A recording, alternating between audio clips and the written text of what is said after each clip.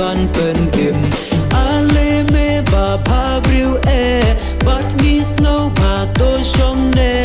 yan u sam vai jong ka briu chop hangi ka pop ka snail snap ki angal ki riwai ku bor snow ba jong u try tuan pe ki riu ngain ri sa bat snow ko man sha be tle ham man ta yang in mu i try ben ha ka shing on la ka use in ki angal tuan ya u ban ma ne tuan ya u ban ma ne tuan ya u ban ma ne u chris u try amen try ngi ai ngu me blawan ban pen im ko chi su ya me ka buram chiu nom ngi ai tin jong u ko pam blawan pau ha ka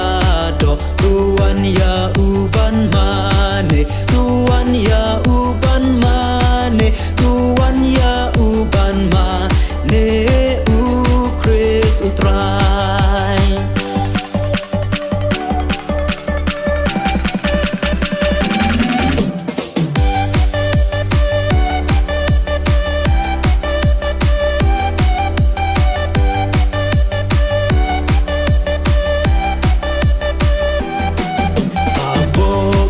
shing oi ba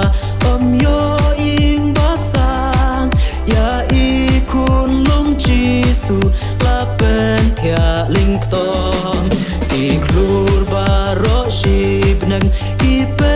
lo cha tam ki kun long chi su ling ngai ha u lang yam ni ai ku play Christmas ya pi ni ai ku play Christmas ya pi ni ai ku play Christmas ya pi pas nam tem mai bak men ki jing ri ki pa bat kun lung i kan dit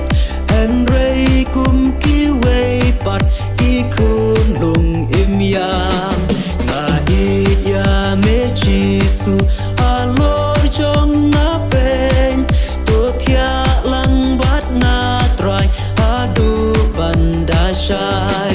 ni ai ku play Christmas ya pi ni ai ku play Christmas ya pi ni ai ku play Christmas ya pi pas nam tem mai bak men a chan jong nga try chi su nga ker pat chong chi len ter ching im bat ching i ru tu ai